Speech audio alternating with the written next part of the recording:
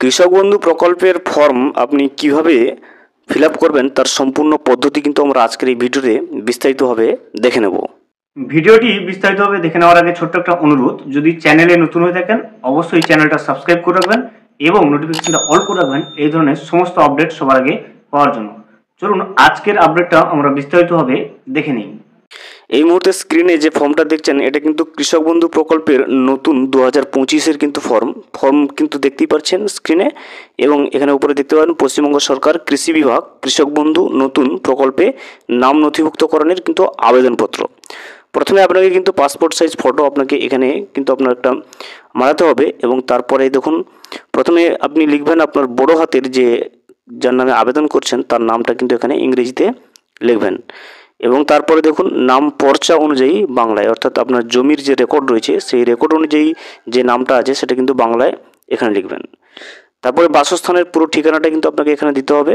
আপনার গ্রামের নাম, প্রথমে এখানে আপনি গ্রামের নামটা বসাবেন, তারপরে গ্রাম পঞ্চায়েতটা এখানে বসাবেন, এবং নিচে দেখুন পোস্ট অফিস যেটা রয়েছে এখানে পোস্ট অফিসের নামটা আপনি বসাবেন, এবং পরে দেখতে পাবেন ব্লক অফিস, তো আপনার যেটা ব্লক সেটা কিন্তু আপনি বসাবেন। তারপর দেখুন থানা রয়েছে, থানার নামটা একটু আপনি এখানে বসাবেন। তারপরে রয়েছে দেখুন জেলা যেটা রয়েছে, দেখুন এখানে জেলার নামটা বসাবেন, এবং আপনার যে পিন নাম্বার রয়েছে সেটা কিন্তু এই বক্সে বসিয়ে দেবেন। এবং তারপরে উপর দিকে ফর্মটা স্ক্রল করবে, উপর থেকে তুলবেন, তোলার পরে আপনি দেখতে পাবেন এখানে প্রথমে দেখাচ্ছে দেখুন পিতা অথবা স্বামীর নাম, অর্থাৎ এখানে পিতা অথবা স্বামীর নামটা কিন্তু আপনি দেবেন এই জায়গাটাতে। তারপর দেখুন নিচে জন্ম তারিখ, তো আপনার যেটা জন্ম তারিখ হবে ডেট অফ বার্থ সেটা কিন্তু এইভাবে বসাবেন। সেই জন্ম তারিখ অনুযায়ী আপনার যে বয়সটা হবে সেটা এই ঘরটাতে বসাবেন, এবং তারপর দেখুন লিঙ্গ যেটা রয়েছে পুরুষ অথবা মহিলা অথবা অন্যান্য আপনার যেটা হবে সেইটা কিন্তু আপনি চুজ করবেন। এরপর দেখুন সেটা ক্লাস সেটা আপনি ওবিসি, এসটি, এসসি নাকি জেনারেল সেটা কিন্তু এখান থেকে আপনাকে চুজ করে নিতে হবে, অর্থাৎ জেনারেল হলে সাধারণ, অথবা এসসি এসটি বা অনগ্রসর শ্রেণী যেটা রয়েছে সেটা আপনার যেটা হবে সেইভাবে কিন্তু আপনি চুজ করবেন। এরপর দেখুন কৃষকের যে ধরনটা, অর্থাৎ আপনার নিজস্ব জমি থাকলে তাহলে মালিক দেবেন, না হলে বর্গাদার অথবা পাট্টাদার, যেটা আপনার ক্ষেত্রে যেটা হবে সেটা কিন্তু দেবেন। তারপরে এখানে আপনি দেখতে পাবেন দেখুন পরবর্তীতে অপশানটা দেখুন মোবাইল নাম্বারটা এখানে এই ঘরে বসাবেন, আর যদি অল্টারনেটিভ মোবাইল নাম্বারটা থাকে সেটা কিন্তু এখানে বসাবেন। তারপরে যেটা অপশান রয়েছে দেখুন আধার কার্ড নম্বর আবশ্যিক, অর্থাৎ এই ঘরটাতে আপনাকে অবশ্যই আপনার আধার কার্ড নাম্বারটা লিখতে হবে, এবং তারপরে দেখুন ভোটার কার্ড নাম্বারটাও কিন্তু আবশ্যিকভাবে লিখতে হবে, অর্থাৎ আধার কার্ড এবং ভোটার কার্ড নাম্বারটা দুটো কিন্তু অবশ্যই আপনাকে দিতে হবে। এবার তারপর উপর দিকে স্ক্রল করবেন, স্ক্রল করে দেবেন কৃষি জমির যে তথ্যটা রয়েছে সেটা কিন্তু আপনার সমস্ত কৃষি জমির যে বিবরণটা সেটা কিন্তু এই ঘরে আপনাকে এভাবে দিতে হবে। প্রথমে ক্রমিক নাম্বার দিয়ে আপনার যে জেলায় যে জমিটা রয়েছে সেটা কোন জেলায় রয়েছে এখানে দেবেন, ব্লকের নাম লিখবেন এই জায়গাতে, কোন মৌজায় রয়েছে দেবেন সেটা, এবং জমির জেল নাম্বারটা যেটা আপনি আপনার পর্চায় পেয়ে যাবেন রেকর্ডে আছে, এবং তারপরে এখানে দেখুন খতিয়ান নাম্বারটা দেবেন। এই খতিয়ান নাম্বারও কিন্তু আপনি আপনার কিন্তু জমির রেকর্ডে পেয়ে যাবেন, এবং তারপর দেখুন চাষযোগ্য জমির পরিমাণ বা একর, অর্থাৎ আপনার মোট জমির পরিমাণটা কত সেটা কিন্তু এখানে লিখে দেবেন। লেখার পরে তারপরে আপনি এক এক করে উপরের দিকে স্ক্রল করবেন, তারপরে দেওয়া আছে দেখুন ব্যাংকের যে তথ্যটা, তো আপনি ব্যাংকের তথ্য এভাবে কিন্তু এখানে ব্যাংকের তথ্য পুরো ডিটেলসটা কিন্তু আপনাকে দিতে হবে। প্রথমে দেখুন ব্যাংক অ্যাকাউন্ট অনুযায়ী আপনার নাম লিখতে হবে, অর্থাৎ এখানে আপনার ব্যাংকের পাসবুকে যেভাবে নাম আছে সেটা কিন্তু আপনি লিখবেন।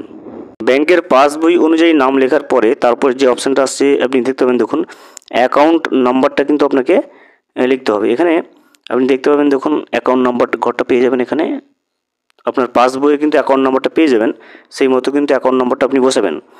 তারপর দেখুন আইএফএসসি কোড, পাসবইয়ে আপনি আইএফএসসি কোডও পেয়ে যাবেন, এবং আপনার যে ব্যাংকে অ্যাকাউন্টে রয়েছে সেই ব্যাংকের নামটা দেবেন এখানে, এবং যে ব্রাঞ্চে রয়েছে এখানে কিন্তু সেই ব্রাঞ্চের নামটা লিখে দেবেন।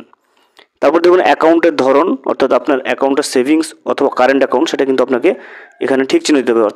বেশিরভাগের কিন্তু সেভিংস অ্যাকাউন্ট হয়ে থাকে, তো সেভিংসের উপরে ক্লিক করবেন, যদি কারেন্ট হয়ে থাকে তো কারেন্টের উপরে আপনি টিকমার্ক দেবেন। তারপর দেখুন ব্যাংকের সংযুক্তি তথ্য, অর্থাৎ ব্যাংক পাসবই ফটোসহ অথবা বাতিল, অর্থাৎ এখানে আপনি যে ব্যাংকটা দেবেন আপনার ব্যাংকের পাসবুক দেবেন নাকি ক্যান্সেল চেক দেবে সেটা আপনি এখান থেকে সিলেক্ট করবেন, অর্থাৎ ব্যাংকের পাসবই যদি দিয়ে থাকেন তাহলে ব্যাংকের পাসবই সিলেক্ট করবেন, না হলে কিন্তু বাতিল চেকের উপরে টিক মার্ক দেবেন।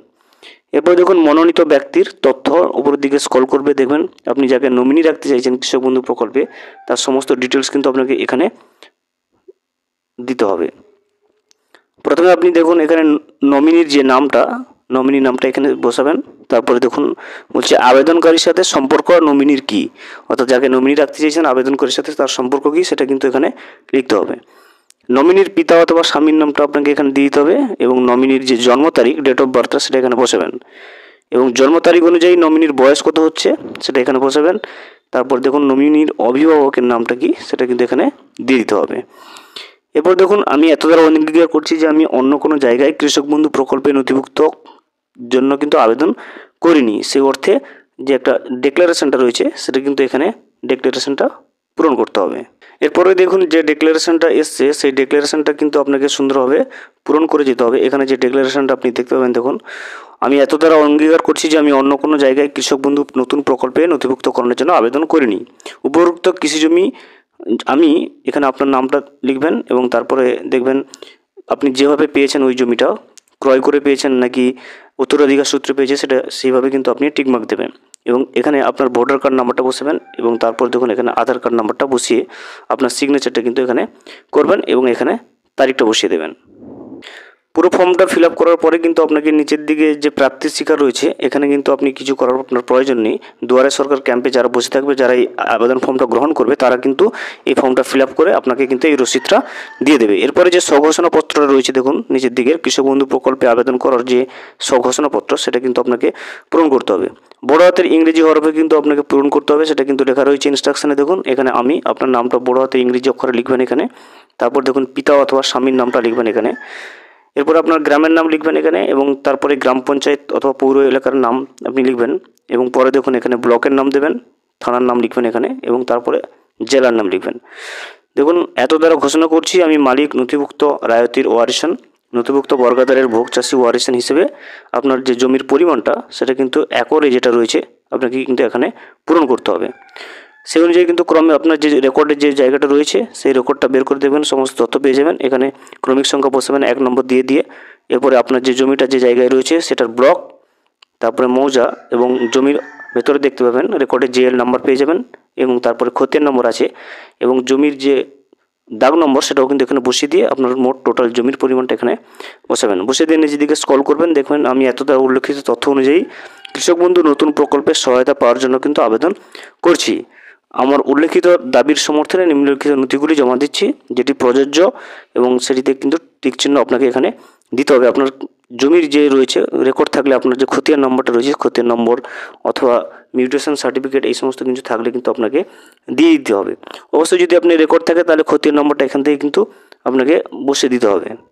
সিলেক্ট করার পর নিচের দিকে স্ক্রল করবেন, দেখবেন একটা স্বঘোষণাপত্র রয়েছে। আমি এত দ্বারা ঘোষণা করছি যে উপরে উল্লেখিত তথ্যসমূহ আমার জ্ঞান ও বিশ্বাস মতে সত্য। যদি কোনো সময় কোনো তথ্যের অমিল পাওয়া যায় তাহলে সংশ্লিষ্ট কর্তৃপক্ষ আমাকে না জেনে কিন্তু নিজে থেকে কৃষক বন্ধু প্রকল্পের সহায়তা বাতিল করে দিতে পারবেন।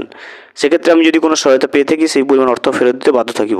যদি সেই অর্থ ফেরত না দিতে পারি সেক্ষেত্রে বেঙ্গল পিডিআর আইন 1913 অনুযায়ী অথবা বিবেচনা মতো যে আইন প্রযোজ্য হবে সেই মোতাবেক কিন্তু সংশ্লিষ্ট কর্তৃপক্ষ আমার বিরুদ্ধে ব্যবস্থা নিতে পারবেন।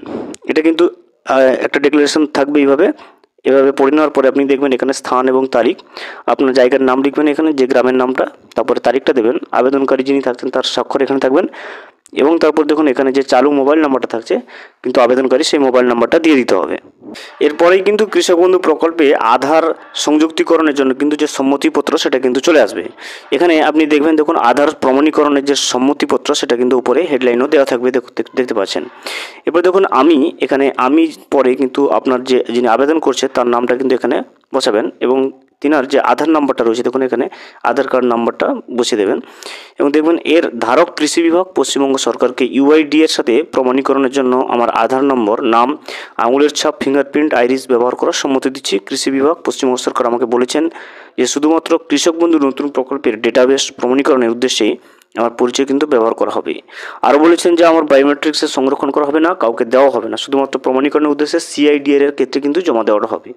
এরপরে দেখবেন আধার নম্বর ও ধারকের স্বাক্ষর অথবা আমার সম্মতি আছে, তারপরে যিনি আবেদন করছেন এই প্রকল্পে কিন্তু তার নামটা এখানে সিগনেচারটা হবে এবং নিচে দেখবেন যে মোবাইল নাম্বারটা রয়েছে সেখানে মোবাইল নাম্বারটা বসিয়ে দিয়ে কিন্তু আপনার কৃষক বন্ধু প্রকল্পের যে নতুন যে ফর্মটা রয়েছে সেটা কিন্তু সম্পূর্ণভাবে ফিল আপ করার পদ্ধতিটা এখানেই শেষ হয়। ভিডিওটি সম্পূর্ণভাবে দেখার জন্য অসংখ্য ধন্যবাদ। এখনও পর্যন্ত যদি চ্যানেলে নতুন হয়ে থাকেন এবং সাবস্ক্রাইব না করে থাকেন অনুগ্রহ করে চ্যানেলটা সাবস্ক্রাইব করে পাশে থাকবেন।